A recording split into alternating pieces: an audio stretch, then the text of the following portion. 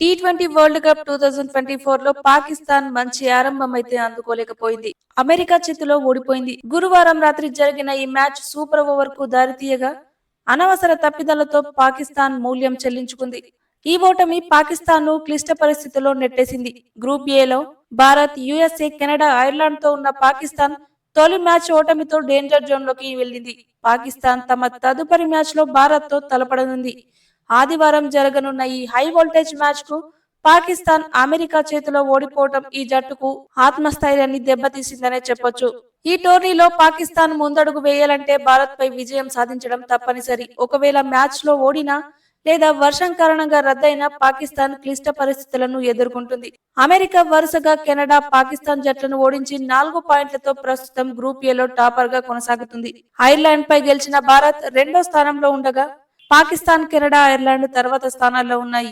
First place లో ఉన్న America తమ చివరి లీగ్ మ్యాచ్ల్లో భారత్, ఐర్లాండ్ తో ఆడనుంది. ఆ రెండు మ్యాచ్ల్లో ఒకటి గెలిచినా కూడా అమెరికా ఖాతాలో 6 పాయింట్లు చేరుతాయి. అలాగే మరోవైపు పాకిస్తాన్ భారత్ చేతిలో ఓడి ఐర్లాండ్ మరియు కెనడాపై గెలిచిన 4 పాయింట్లు వస్తాయి. అప్పుడు పాకిస్తాన్ టోర్నీ నుంచి నిష్క్రమించాల్సి వస్తుంది. ఒకవేళ పాకిస్తాన్ భారత్ చేతిలో ఓడి ఐర్లాండ్ మరియు కెనడాపై గెలిచి సూపర్ 8 కు చేరాలంటే ఇతర జట్ల ఫలితాలపై ఆధారపడాల్సి ఉంటుంది. మిగతా జట్లు కూడా రెండేసి మ్యాచ్లు ఓడిపోవాలి. అప్పుడు రన్ రేట్ కీలకమవుతుంది.